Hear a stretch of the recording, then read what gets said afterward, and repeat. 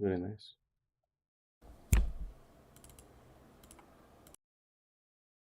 Oh, very nice.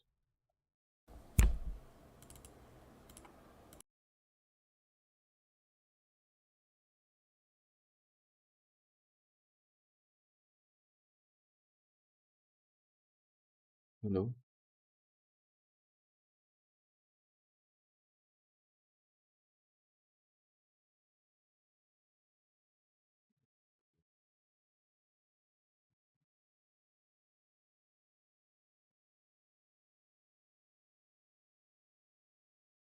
Yeah.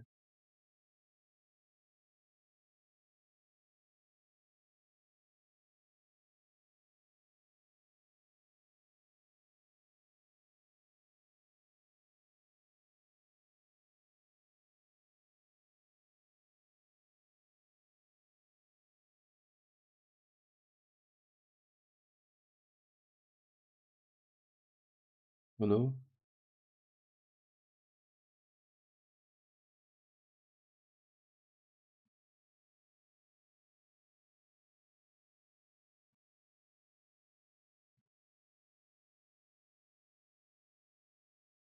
Very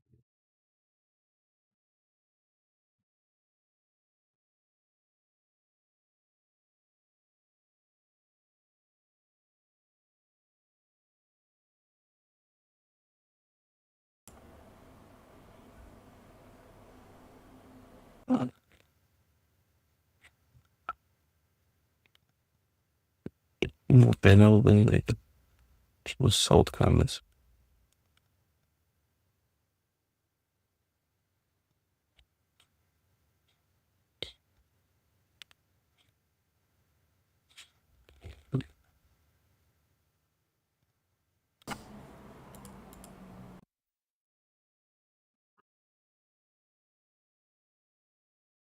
noise.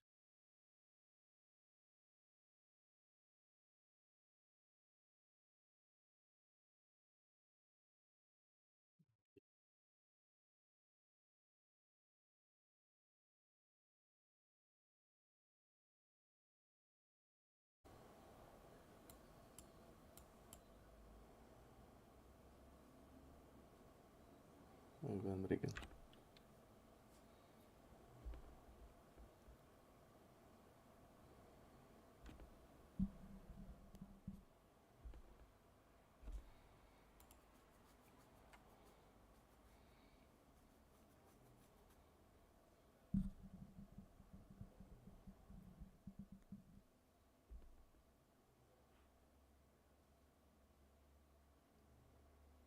Nice.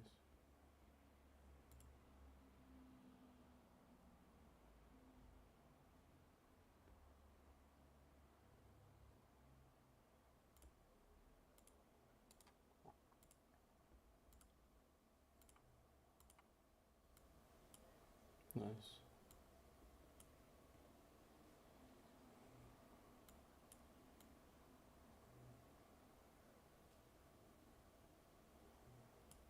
Nice.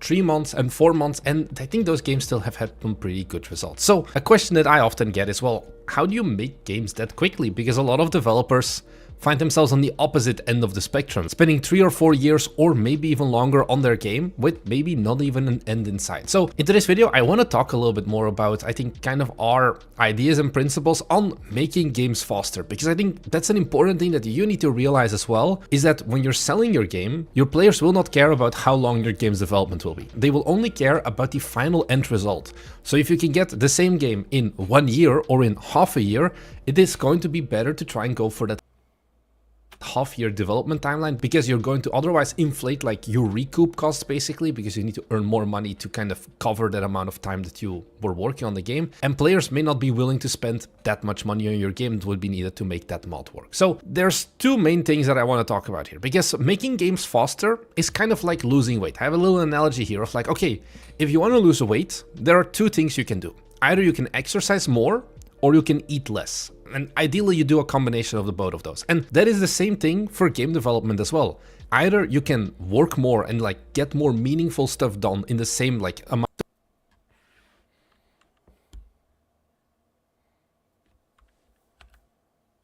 Took me a long time as well, is that you are kind of like, I don't know what the right analogy is, but like you need to charge up. You're like a boulder rolling down the hill. When you just get started, you don't really have that much momentum yet. But as the boulder keeps rolling and rolling, you become more and more unstoppable because you just get more and more momentum. And that same thing goes with working on game development, I would say as well, where it's kind of a very much a thing that you want to get like the flow state stuff, you want to get into deep work states, whatever the trendy word for it is. Basically, it comes down to uninterrupted longer blocks of time will always perform way better than the very short blocks of time. So let's say you have 4 hours a day to work on your game. Well, you could either have like 8 30-minute blocks, for example, like 30 minutes to 60 minutes, or you could have like 1 or 2 very long blocks of like 2 to 4 hours that you can just sit down, hunker down and work on like one big thing the entire time. Even though you have the exact same amount of like actual like hours to work on your game, one of these is going to lead to way better results, because uninterrupted work is just way better because you get into that kind of flow state, you get that boulder running of working on one single major thing. You're not trying to context switch as much, where I've gotten to the point now where sometimes I find myself and I have like, oh, I have 20 minutes of time before like I have to go and do something else. I'm more often now making the active decision not to use those 20 minutes to do something on our game, because I know that like realistically there's not much meaningful I can do in those 20 minutes, and I'm still going to drain kind of like my brain points. So if you only have like a very small amount of time, like 20 minutes or whatever, it may just not be worth it to open the engine at that point. I mean, if you're using Unity, you're gonna be spending 5 of those 20 minutes also on just the booting screen alone. But I think at that point you may be better off just relaxing or doing anything else with your brain capacity than immediately trying to cram it into game development, but then not have enough time to actually build up some momentum. You want to have that one big feature, for example, that you can just work on for an hour, 2 hours, and that's when you get the real work done. And then the second thing that also I realized growing up is that 8 hours of work or 8 hours of basically sitting behind your computer and then like looking at your engine or at your modeling software or whatever basically doesn't really mean much. It's more about, once again, the energy of the work that you're putting into it. Because for me, I'm a morning person. If I have 8 hours of work and I start those 8 hours from like 5 or 6 in the morning and I go up until 2, or I start my 8 hours worth of work at 2 in the afternoon and then I go up until 10, I am not getting, once again, the same results out of those 8 hours. And this is something that you need to know about as well. And you need to know for yourself, when am I using the best brain power for my game? Because once again, even though you have maybe the same like 60 minutes, if we're looking at like a time scale, if you have better brain power, you're going to get way more done in those 60 minutes, where once again, it may not make sense after you've already done like a long ass day, you've like worked another job, you've done a bunch of other stuff, you've been out and about the entire day running errands.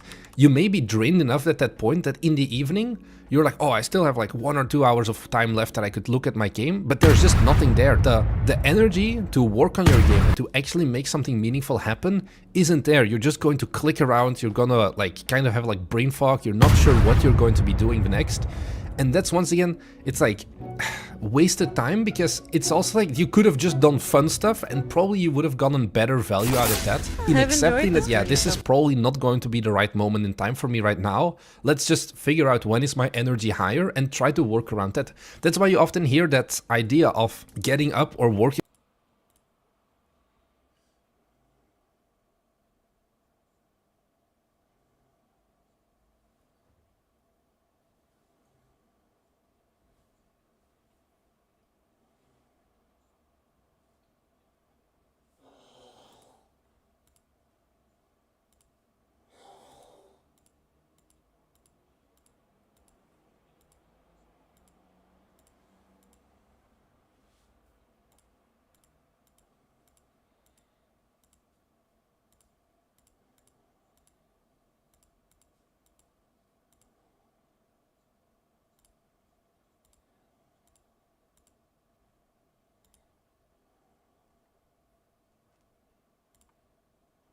basically like play your own game and just get yourself like to give feedback. It's something that we've been doing now lately for our own game, and I think it has allowed an increase in development speed as well, because you realize a lot more problems early on, and then you can log all of those things and you can solve them quicker as well. You know all of the problems, and it doesn't mean that you need to instantly solve it, but at least you are aware of all of the problems, and it's going to give you a way more polished state of the game than if you were just going to like, sure, this mechanic works good enough, let's move on to the next mechanic, without actually really testing, and then not just testing, but playing your game. I think that's maybe an interesting thing as well, like testing your game versus playing the game.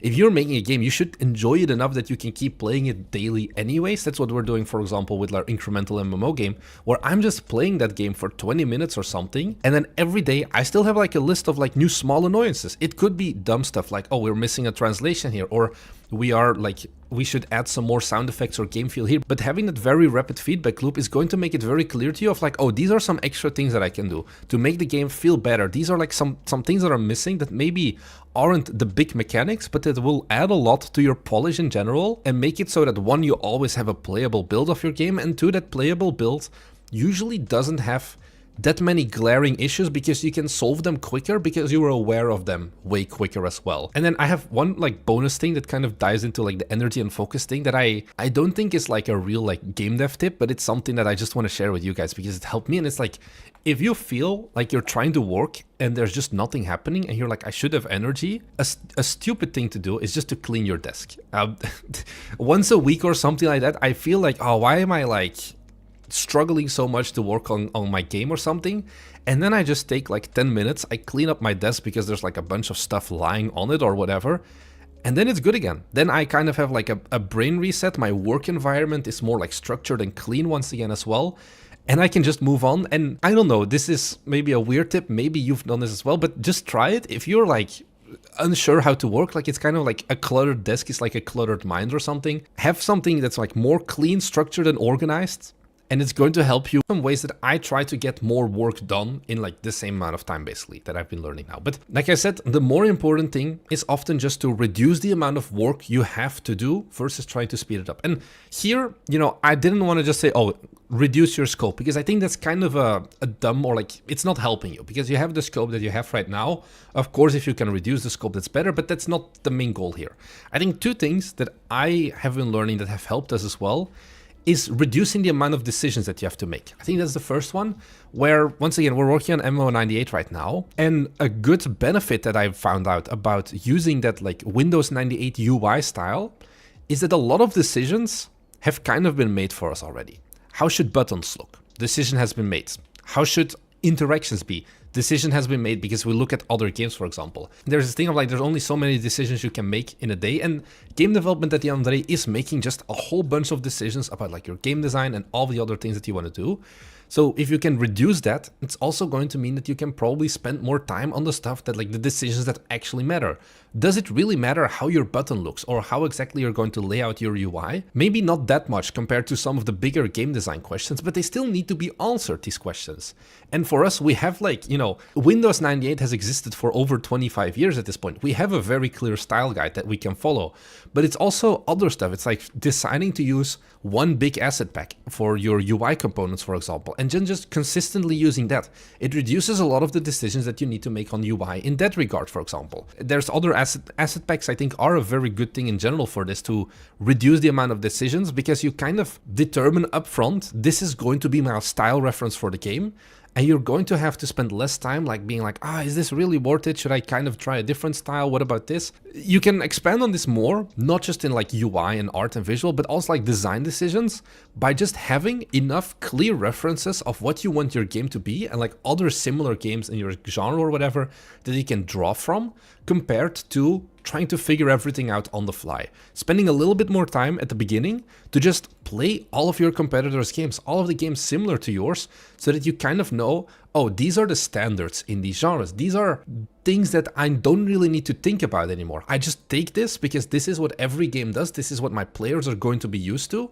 And you implement that instead of trying to reinvent the wheel every single time. You see this sometimes. And I think, unfortunately, we to a certain degree have been guilty of this as well. It's like making a game and you've never played another game in that genre before, where you don't really understand what are people expecting from this genre? What's the goal here? And you may try to justify this to yourself by being like, oh, I'm not going to get in, like, I'm not going to copy from other games. My game is going to be completely unique and original. But that gives you an extremely high amount of load of extra decisions that you have to make that may not be worth it, because you might even be making the wrong decisions that people never really asked for. And then the last thing, it's kind of more of a scope related thing still. I know I don't want to dive too deep into scope, but I think an important thing that can be summarized into like one sentence is to focus on depth over breadth, basically. What does this mean? Try to do less of everything, but the few things that you do, you try to do more and like deeper. Because the example I have here is like, okay, I'm making a roguelite game and I have a bunch of enemies in my roguelite game. Let's say I have skeletons. The question then is, okay, do I make skeletons, goblins, ogres, all of the other mobs basically, and just go very deep into it? Or do I say, fuck it, I have a necromancer team game and I just have one like main skeleton sprite, and then I have 8 different kinds of skeletons. I have a skeleton that throws fireballs. I have a skeleton that is like more of a mage or whatever, where you are kind of reducing the amount of work you need to do, because not every enemy starts from zero. You don't have to start every enemy from zero, but you have your base skeleton and you then make your variants of that. This is going to give you the same amount of enemies at the end of the day. And they can even have, honestly, the same amount of dynamics and mechanics for your game, but you're simply going to have to do less work compared to having to get new sprites for every single character, having to get new voice lines, new dialogue, new all of that, whereas you can once again also reduce the amount of decisions you need to make if you choose, okay, I'm gonna have this as my main like character type or enemy type, and I'm just going to work on different variants of that. So those are some of the things that we've been doing with working on our games. I think getting better and faster at making games is at the end of the day going to be a very important thing. And to a certain degree, yes, it's going to only come with experience. But it's with experience that we learned like these things that I talked about in this video as well. So hopefully you can do it in less than 3 years to figure out that, hey, maybe my energy levels fluctuate throughout the day and I shouldn't go and try to develop right after I had like a big meal or whatever, because I'm just kind of lethargic at that point. So let me know, is there anything else that you kind of have as like your top tip of like working a little bit faster or having to do less? Like, you know, there's 2 things we can do here. And is there anything here that you're doing as well that seems to be having had some good results for you? I really think you shouldn't sleep on like shortening your feedback loops of just playing your game every single day. It may sound like counterintuitive of like, oh, but I'm taking away development time by playing my game. But it is taking the time to play your game and actually note down as well, what am I doing? Not just testing like one feature, but actually trying to run through your game. That has a lot of extra value, I would say. So thank you very much for watching. If you're new here, we're game developers and we upload 2 videos every single week talking about the process of making our own games and how we've been running our studio basically. So if that's something that you're interested in, then be sure to head down below and subscribe so you'll be notified whenever we upload a new video.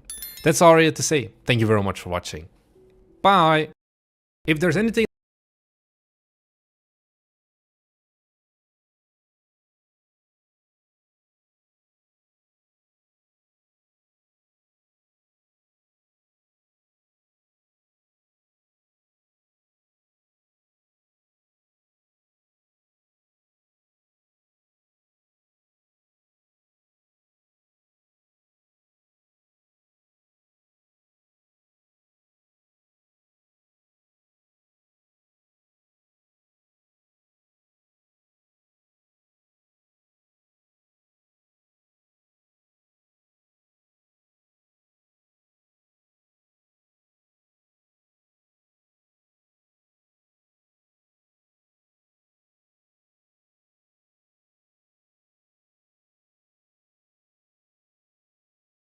We have a new humble bundle of interest to help support Michael J. Fox Foundation, who is both a Canadian and has the exact same initials as me, so I've always liked the fellow. Anyways, you're getting up to 52 items in this particular bundle. Again, everything is around a UI theme. By the way, this also helps support Game from Scratch. There's no longer a slider for that, but it does automatically support me, so thank you very much if you do use my link. All right, so what do we got here? We've got 3 tiers. At the first tier for $1, like the Cyber Pixel UI GUI kit, pixel art sci-fi, quest stuff, Starlight UI, Warforged. By the way, any one of these you can click and learn more about it. And in a lot of cases, you're getting the from scratch. There's no longer a slider for that, but it does automatically support me. So thank you very much if you do use my link. All right, so what do we got here? We've got 3 tiers. At the first tier for $1, you are getting 13 items here. So you're getting quite a bit in this $1 tier. You're also getting a 15% off coupon for Game Dev Marketplace there. But you see here, you're getting things like progress bars, a wooden thing, skill trees for an MMO, gold ranks, some runes, some fantasy portraits, and so on. Illustrator once again included. So a lot of these allow you to modify them for your own game, so it doesn't need to be an exact match, but you're getting a decent amount here at the median price range.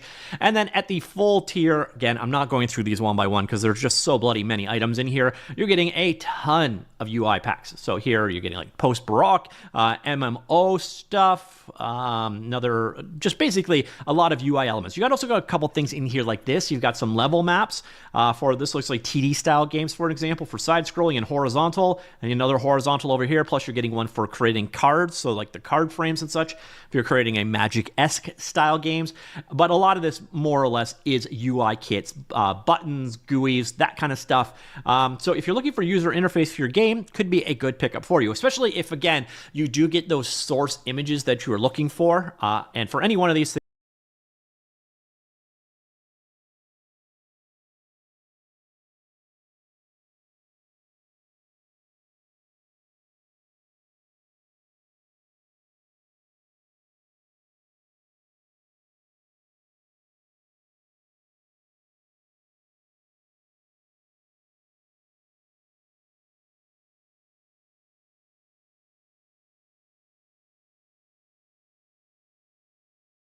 Game UIs are a nightmare to design. There are some resources of game UIs for free.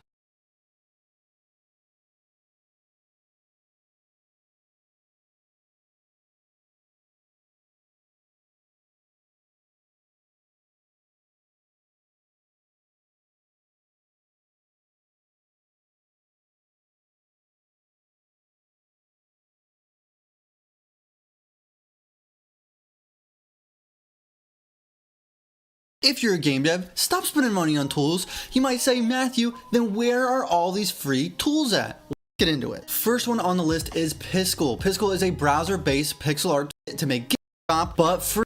This is fantastic. Go uses it from indie, and I got a graphic editor. Wherever you go, check them out, and don't spend money on art tools, NetArts, and just Maxtra. Probably know what it is. It's Google. So go check it out. Next is Monday.com. Monday.com. Take a minute to just have a ton of art assets on the itch store, on the Unity store. A lot of them are pixel art, but again, they're all free. They're all completely free. So it's insane. Another place where you can get free stuff is just email lists. A lot of musicians have like a free audio pack that you can just get 10 free songs. And these guys are everywhere. Everybody wants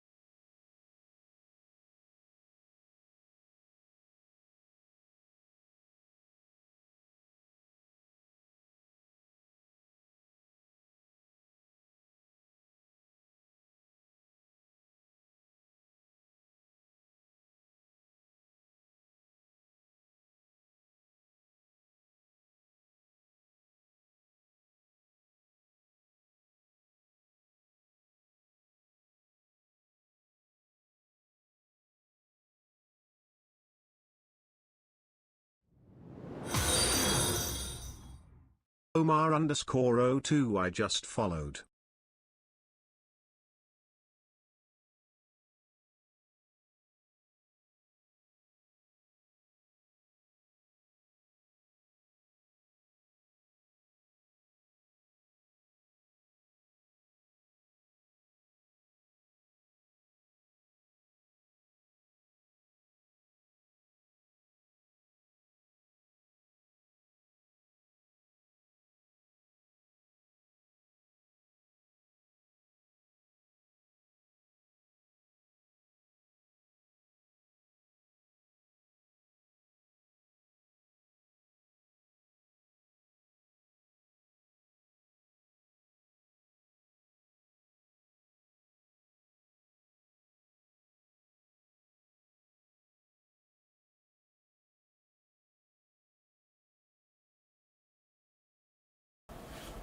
Oh, thank you for the follow, Omar.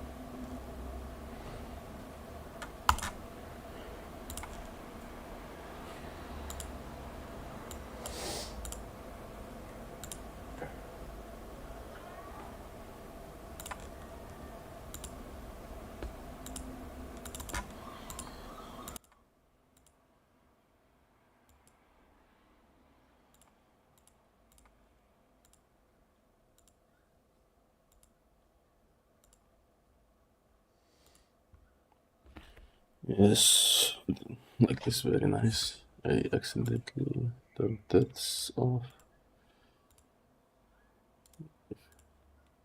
If I remove it, yes, it's will stay there.